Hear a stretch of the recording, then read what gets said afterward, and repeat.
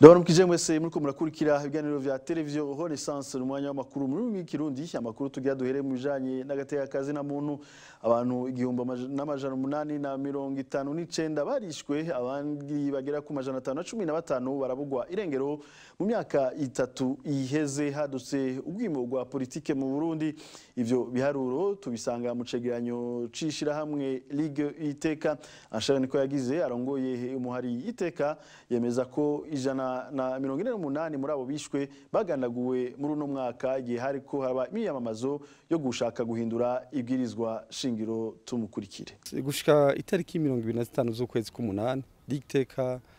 muri iyo myaka ngaho ifise nuvuga abantu bishwe 1859 hanyuma hakaba hari abari baranyurujwe hakaba ari abanyurujwe amajana 515 kavuga ko muri abo 515 rigiteka kubera ikwirikirana ibiba ku munsi harimo 22 bamaze kuboneka bivuga ko abanyuruje gushika biharuro rigiteka ifise n'amajana 493 hama ngiye ku mwaka nuko mu mwaka wa 2015 hishwa abantu bashika amajana 537 mu mwaka wa amajana 2016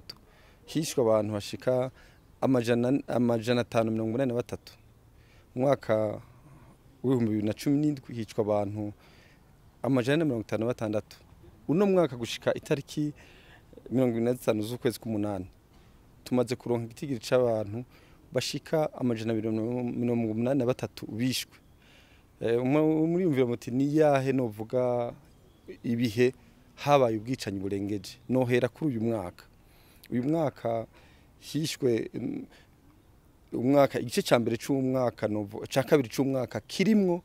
ca gihe biyamamaza kugira hahinduke ibwizwa shingiro niho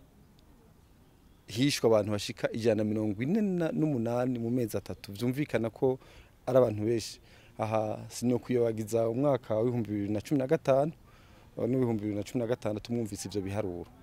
mugabo ndagaruka nkavuga nti ivyo vyose naho tuvuga ko ari byinshi nibike kubibera mu gihugu warongoye umuhari ry'agateka umuharuharanira agateka kazi na muntu arongera akamenyesha ko kubera ugukorera hamwe ko mashirahamwe yigenga yahunze igihugu hamwe nasigaye mu gihugu bibafasha uno munsi mu kubandanya batabariza abahuye n'ivyago mu kurindira ko ubutungane buzokora n'ubunyene anshaka niko yagize ishyamwe ry'iteka riremeza kandi riribaza yuko bitazogenda uko abakoze amabi bazohana ivyo turiko turakora yaba ry'iteka amashirahamwe yo mu gihugu yaba yahunze yaba novuga amashirahamwe mpuzamakungu twese cyo dukora nuko kugira ngo haba n'abanyepolitike bahari babwizogira ngo ivyo ayo mabahanwe kuko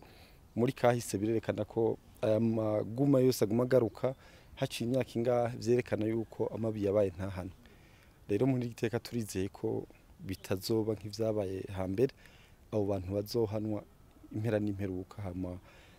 ubutungane bugatsimbatara mu gihugu tukivuga bijanye n'agateka kazi na muntu nyene amabi akugwa na leta y'u Burundi kuva Petero Nkurunziza yagiye ikiringo ca gatatu n'amabi arengeje urugero kuko ngo abakenyezi n'abana b'abakobwa imbere yuko bishwa babanza gufatwa ku nguvu ivyo bikemezwa n'urongoye ishirahamwe Fokode Pacifique ninahazwe atanga akarorero k'umukenyezi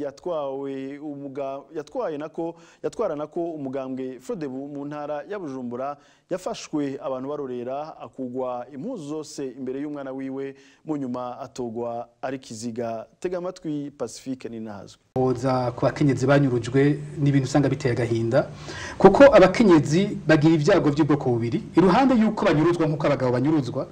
dusanga iyo bamaze gufatwa babanza kwamaza igihe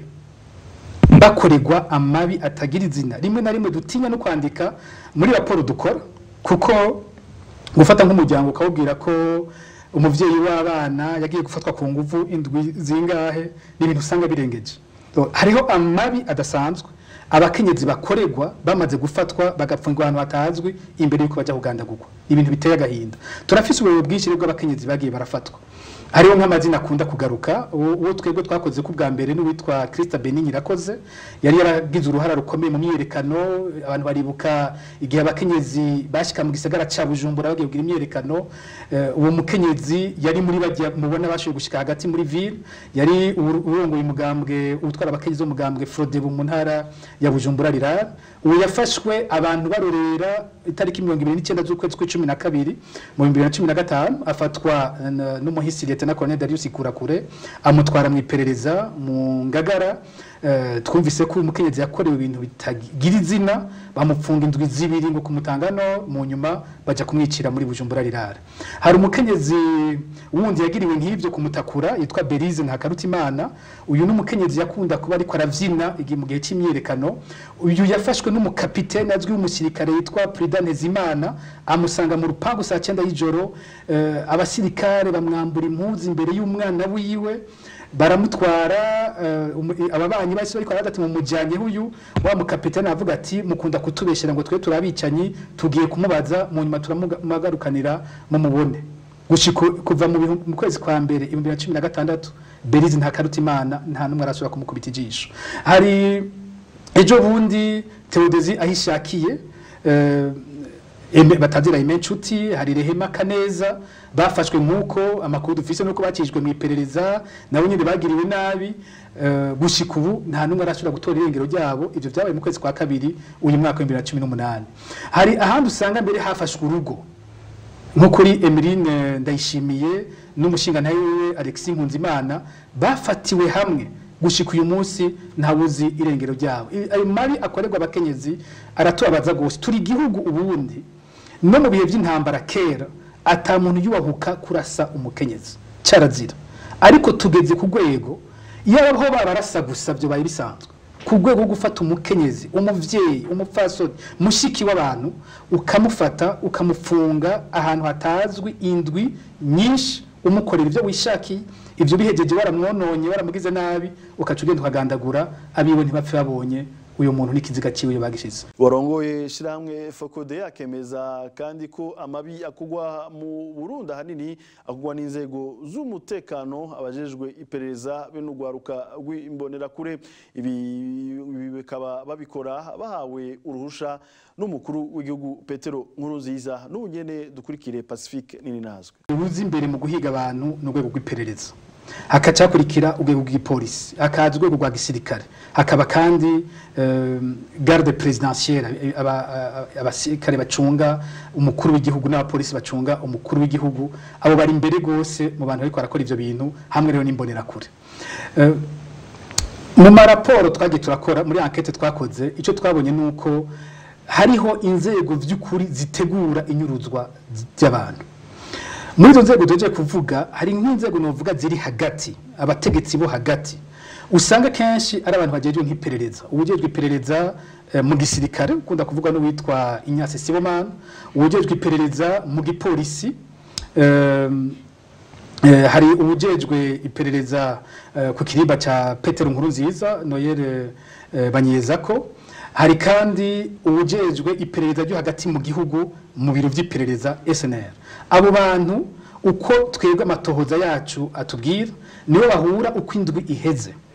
uko bahuye bagahana amakuru y'ivyo bagiye barumva ku bantu baba batavuga rumwe na Petero Nkurunziza canke bagwanye ubwo butegetsi bwa Petero Nkurunziza bagaheza kabaribo bavuga abo babona ko bakwiye gufatwa kwicwa kunyuruzwa guhagarikwa bagaheza bakabitanga ku bakuru babo abakuru babo nabo bakaheza bakemeza abo bashobora kuca bagirirwa ivyo byose biba byavuzwe ivyo bimaze gukorwa gutyo bicaye manuka ku zindi nzego zo hasi zabajejwe kuja gufata abantu kubica kubanyuruza no kubagirira nabi ibintu byose bishoboka aho niho usanga ariho nk'amazina agumagaruka usanga bitanumvikana ingene umuntu mutoyi aguma akora ivyo bintu kiyazuti none uyu muntu afite ingufu zivaye kugira ngo ashobore ashobora ivyo bintu atamwa mukorako abitwa nk'ubutwa Joseph Mathias Niyonzima batagira kazungu tumusanga ngira muri 60% by'amadosiye yose tumaze gukora y'abanyurujwe hari nk'abo ku kirimba ca Petero Nkurunziza nka Brigadier Jonas Ndabirinde Caporal Claude Nijimbere batazira amatwi udashobora kumva iyo bokurgo baca bafise bwo gufata abantu no kubanyuruza hatabaye ababaha bene ayo mategeko. Nko muri SNR umuntu abona ko ari we atanga amategeko kuri abo bagenda gufata abantu bakaca banyuruza n'uwo batazira nkoroka uwo batazira nkoroka niwe izina riguma rigaruka nk'umuntu atanga amategeko yo kuja gufata abantu mu nyuma bakabuga irengero ryabo. Uwo ni wagaba abatwara iperereza mu ntara mu gihugu, ni batwara kandi ibi kenshi ubusho butazwi abantu usanga bariko barapfungirwamo. Ayo mazina niyo kenshi tugenda turaronka mu bantu usanga ariko barakora bene ivyo bintu, ariko icumvikana cyo nuko abo bose bashigikiwe n'umutwe w'inzego zose z'igihugu, no kuvuga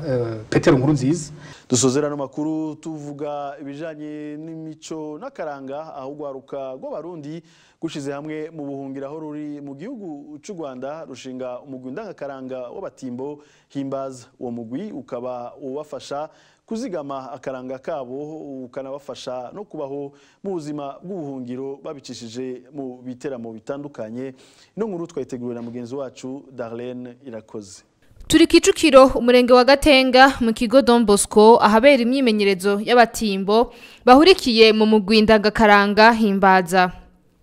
Uyo mugwi watanguriye Burundi mu gisagara ca Bujumbura hari mu mwaka w'2008 aho urwaruka rwishize hamwe rufise intumbero yo guhindura ingendo z'urundi rwaruka zihereye ku muco n'akaranga by'igihugu c'u Burundi.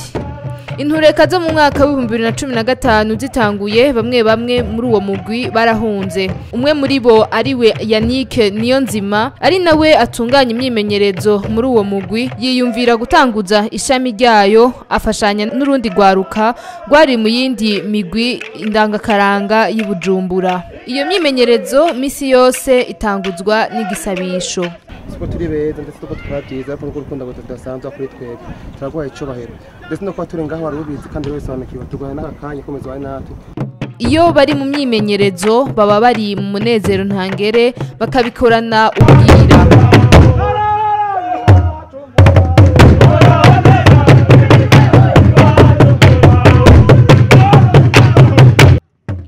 Kuvuza ingoma ngo bibibutsa akaranga ku Burundi, ariko kandi bakabikora nk'akazi iyo bari mu buhungiro bikababeshaho mu buzima bwa misi yose. Bakavuga ko hari nabo bifasha kwiga nk'uko Yannick Niyonzima arongoye uyo mugwi abitwibwirira. Turaronka ibivi bitandukanye, turaronka baradutumako mu ma evenement atandukanye, haba mu mariage, haba mu ma ceremony atandukanye, yaba amasorte yose y'ama evenement baradutumiramo tukagenda tukavuza. Ni ibintu bitubeshejeho, ni ibintu bidufasha. Hari bariko bariga amashure biciye muri binyene, hari ababaho kurya kuryama, ari binyene bibatunze, hari ingoma, ari umusho w'ingoma, aya madanse traditionnel dukora. Umwe muri abo batimbo ari nawe afise imyaka mike muri bose, we avuga ko kuba mu mugwi w'abatimbo bitamufasha mu kubaho gusa, ahubwo yasanze muri uyo mugwi yaharonkeye umuryango n'abagenzi, na cane muri no misi ari mu buhungiro. Icambere nabonye ni ibintu usanga utuma umenyana n'abantu benshi, hamwe hakavamo umuryango wawe n'abandi bakavamo nyene abagenzi babushitse. Nubwo rero biruko ngo kuvugiriza ingoma mu gihugu kitari rwabo badashobora gutaha iwabo mu Burundi, ngo nibibatera intuntu bikabatera intumbu, ariko ngo babwirizwa kuzigama umuco n'akaranga vyabo. Nubwo bimeze uko bagahamagarira urundi rwaruka kudata umuco nubwo bari mu buhungiro. Muhira umari muhira. Nabwo ndogreta cyane ko shobora kuba mvugiza ingoma mu Rwanda, ahubwo ndogreta kuba ndaduviza mu Rwanda ntashobora no gusimbira iwacu ngo ndamukanye canke ndabandi, kuko murabizi yuko akazi ushobora gukorera mu gihugu cyawe canke hanze y'igihugu cyawe. Ikintu bamaga cyane ni kugarda umuco. Naco bitwaye kuba ushobora kwiyenteresa kundi muco, ariko ugaruke kandi wibuke ton identité, kuko birafasha, bituma umenya aho wataye uruzogi, bituma umenya usigara nakagatima ko kundi igihugu, ko kwimvira cyo wafasha igihugu, cyo kwimvira cyo wafasha bene wanyu mwahunze. Umuco wo kuvuza ingoma nturyohera abarundi gusa, aho bavugiriza uhasanga abantu bashengereye bariko baratira ijisho. Sibomana Emmanuel n'umunyarwanda twahasanze aratubwira ko ingoma z'u Burundi zihimbaye kandi zirimwo ubuhinga. Ingoma nk'izi ndazikunda birandyohera niyo mpamvu buri munsi iyo mwazivugije nza kureba biratandukanye cyane ngewe izo nzi izi ndi kubona ari profession cyane zirazamutse hejuru cyane zirandyohera niyo mpamvu nzikunda nkunda kuza kuzireba. Gushika uyu munsi wo mu guhimbaza ukabugizwe n'abatimbo 22 n'umugwi w'abigeme basanzwe bafashanya guteramisha abantu mu manza zitandukanye zibera mw'ico gihugu cy'u Rwanda.